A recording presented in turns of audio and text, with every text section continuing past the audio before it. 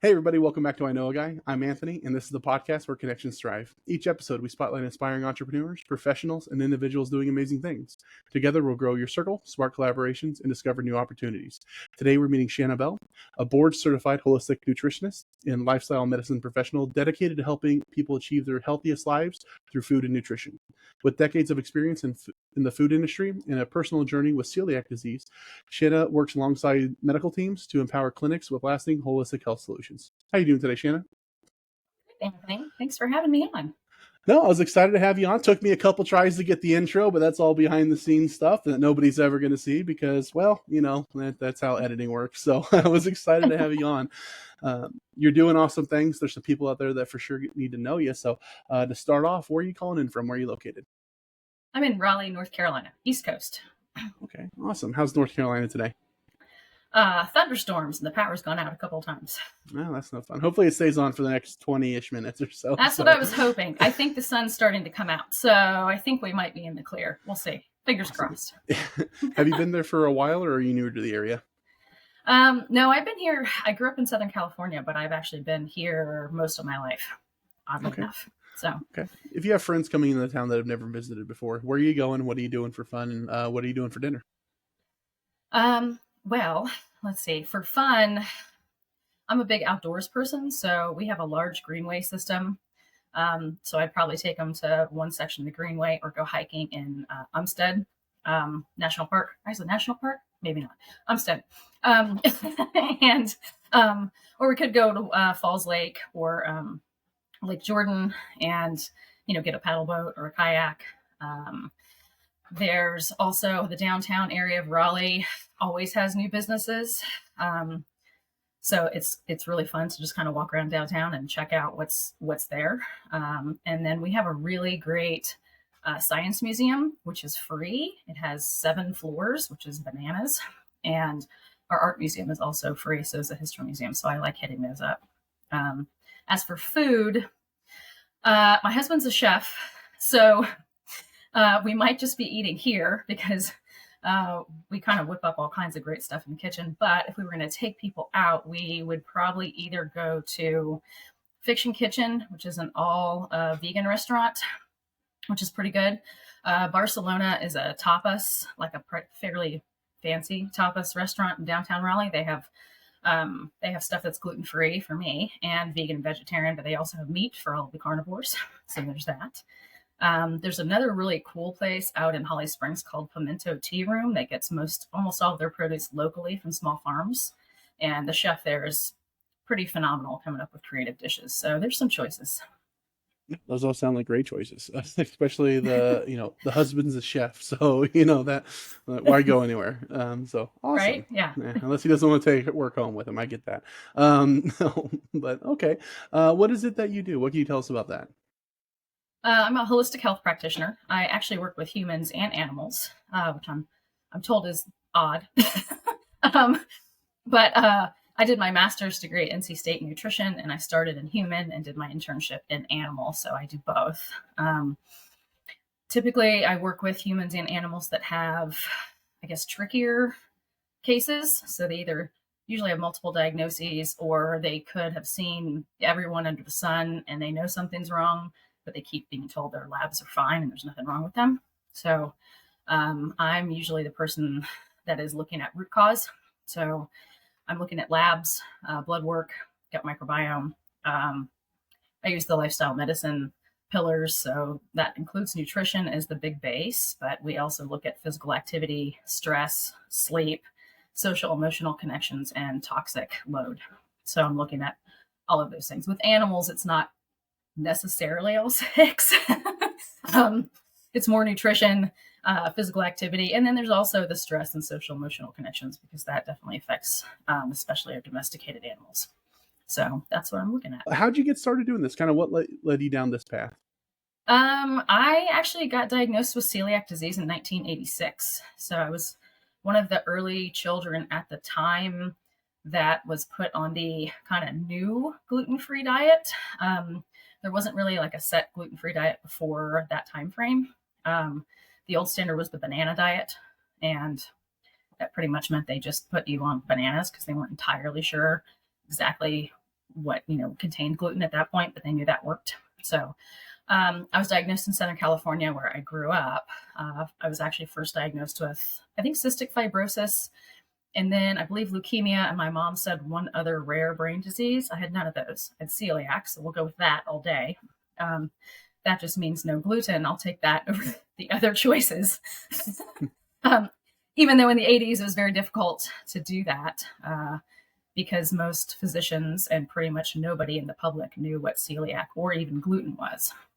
So I kind of just had to learn trial by error. And I mean, the doctors gave us a list of what they thought contained gluten, which was actually a lot more things than do actually contain gluten. So my diet was even more restricted. But since then, food and nutrition and health has always been a huge part of my life. So I used to go to the libraries and get magazines that had to do with nutrition, health, whatever new studies I could get a hold of, whatever new fads were out, I wanted to look into them. So that's kind of always been a big part of my life. And, for years, up until I went to do my master's degree, people would just kind of come to me and ask what my thoughts were on different nutrition fads or health, because they always knew I was into it. And I've never been a huge, I guess, allopathic medicine person. I've always been more holistic, more root cause. So originally I was going to school for pre-med and realized that I did not like it. It didn't align with my values. I want to try and get the body to homeostasis before I go into reactive emergency medicine. It has a place. I want everyone to know that. I'm not knocking the allopathic medicine route.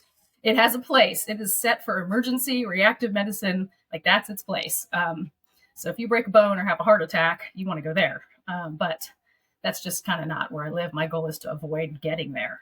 My goal is to prevent it. So I ended up going to grad school, and then I guess the rest is kind of history. I started my business after that, and then I did the board certifications, and I'm working on my board certification for health and wellness coaching this July to add that onto it also. Awesome. What is it that you love most about what you're doing? Problem solving. I really like the difficult cases because I guess for me, it's a challenge. I want to try and, it's like when I was in grad school and they had me do my internship with living collections, which is animals at the museum.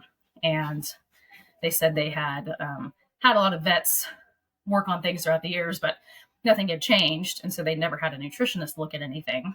And I took it as a challenge because I wanted to see if I could figure out what was going on and figure out if there was, a fairly simplistic way to remedy the issue. And I did with all the species they gave me.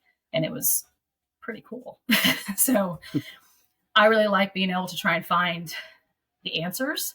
And if I can't, send them to somebody who might. I do use a lot of clinical data and trials. So I have to say, I'm not the one putting it out there, but I spend a lot of time on PubMed looking at what else has been done in certain genres to kind of put the pieces together. Okay. Yeah, no, the problem solving part, I can imagine being, really, what keeps you intrigued, because it's like, oh, that didn't work and it worked over here. I wonder why. So that's amazing. Yes. What does your average client look like? What are the pain points that somebody might be going through that if they're dealing with XYZ, you're the person that they should be talking to? Typically they are on multiple supplements or meds, have been to many different practitioners. Most of the time they've gone through the regular allopathic insurance route and they've been sent to all the different specialists, or maybe a few, or couldn't get in. Some of them may have seen some alternative practitioners and they just aren't seeing anything change, and they've just been told this is just how it is. This is how it's going to be for the rest of your life, and there's nothing else we can do but, manage the symptoms. And they are tired of that and want to know if there's anything they can actually do to maybe reverse some things or reduce some of the supplements or the meds they're on. So that's my typical client. Okay. How about power partners? What are other professionals or industries where you find a lot of synergies working with, or maybe a lot of potential collaborations? Say anyone more in the holistic or lifestyle medicine space. anyone who might be into, yoga or Pilates, or actually already trying to, trying to actually figure out what's going on with their bodies themselves. So, they're already throwing some things at the wall, so to speak. They may be going to wellness retreats. They may be shopping at more of the local health food stores. So, any of those types of places. Chiropractors are also a great partner for me because they're typically considered alternative therapies. I'm not sure why. I think they're great. Acupuncturists, things along those lines. Like, those are really good partners for me. Okay.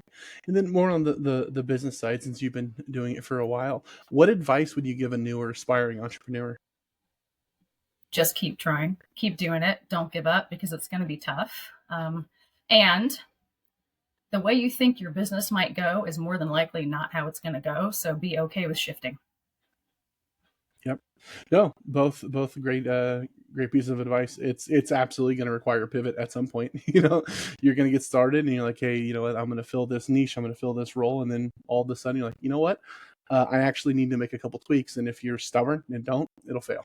You need to be ready to kind of shift direction and say, okay, I niche down, not quite enough. Now I need to hyper focus or whatever it is. And that's every business. So awesome. That's great advice. How can holistic nutrition help people take control of their health and well-being? It helps you be your own advocate, take back control of you and your life and your body. Because we're all bio-individual, we're all unique. There is no one size fits all. So, if you don't feel right, because the only person who's been with you your whole life is you. So if you feel like something's wrong, then something like holistic nutrition or holistic health could be a good fit for you, because the people in this genre are trying to help you dig down to try and figure out what might be going on. What's the root cause? We aren't working on symptoms. We're working on getting to the root to get rid of the symptoms. Mm-hmm. How can food and lifestyle changes support individuals with chronic health conditions? Drastically. A lot of things start with what you put in your mouth. So if you want to change some things, that's one of the number one things to change is what you put in your mouth. And lifestyle changes include, sleep. Most people aren't getting enough sleep. Most of us, especially in America, are much too stressed. So that's something we're not managing well. And most people don't get enough physical activity. I think the last stat I heard, and these change all the time, is most Americans get something like 5,000 steps a day. Not saying you need to get 10,000, but we need to move more. Period. So there's a lot of things that just food and lifestyle changes can do, even if they're just small changes, to help increase your overall health and wellness. No, I like that, and you clearly practice what you preach. I have no idea what you're talking about. Yeah. No, it's just a shaky camera. Don't worry about it. Totally, yeah. A lot of people they will just go one way or another. They fairly regularly just kind of get hyper tribal with what they're doing. So how can working with a holistic nutritionist complement traditional medical treatments? Well, our goal is usually to meet people where they're at. So take, for example, I'm whole foods plant-based.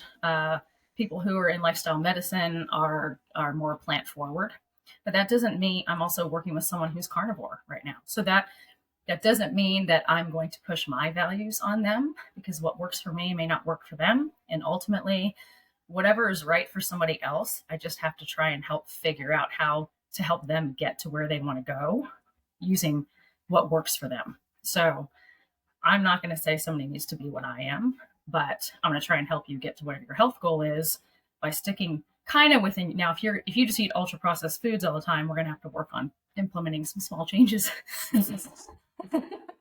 and working with a holistic practitioner should be about small changes as well. So my goal is not to push my ideologies on you. I am me, you are you, we're all unique.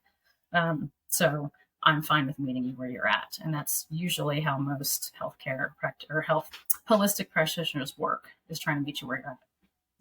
And I think that's what a lot of people need to realize is, doing the small things is going to help you a lot. Just not eating the food that has, a list of ingredients longer than your arm might be a good first step, right? Whether it's, Me. plant-based, meat-based, whatever it is, it's definitely Mm-hmm. better than that. Which can, like I said, people, they can get hyper one way or another, and, Yeah. realizing that, okay, I can actually talk to somebody and I'm not going to be, that's a big step for a lot of people to realize. So we can, when it comes to nutrition and holistic nutrition in particular, we could go down a rabbit hole on any of this stuff and talk about all the details and everything. But just in general, is there anything that I missed or failed to ask that you wanted to add? I think the biggest thing that I want people to take away maybe is that everything's about swaps. So if you just look at your food and you make one swap that may be a healthier option than what you were normally eating, that's a good day. So, I mean, even if we're talking about plant-based burgers versus a regular burger, plant-based burger is still an ultra-processed food. It has its ups and downs, just like regular burgers do. But if you're going to make a swap because you're going for, you know, more plant protein, then okay, that would be the swap to go with. But, if you're also trying to add in more fiber, then maybe you should look at swapping for like a black bean burger or something like that. Everything comes down to swaps. So maybe if you could get rid of the French fries and eat like a big sweet potato, that would be a good swap. But everything's about swaps when it comes to change, because change takes time. So I say just look at it one day at a time and see if there's something you could swap for a healthier option, even if it's just during one meal. Anything helps.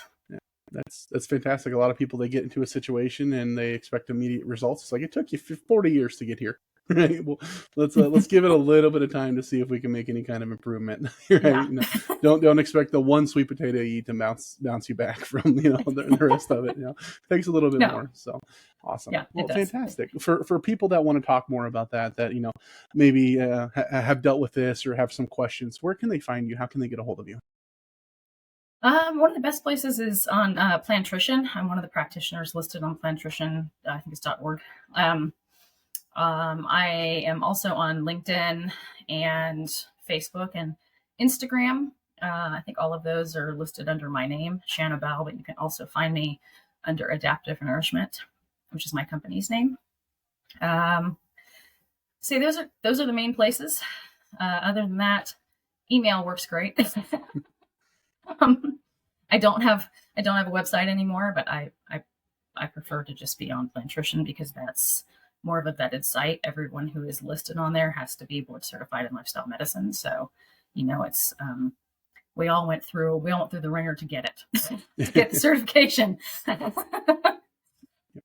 Awesome. Perfect. And I'll put all that in the show notes, so it's just as easy as going there, clicking on it, finding her.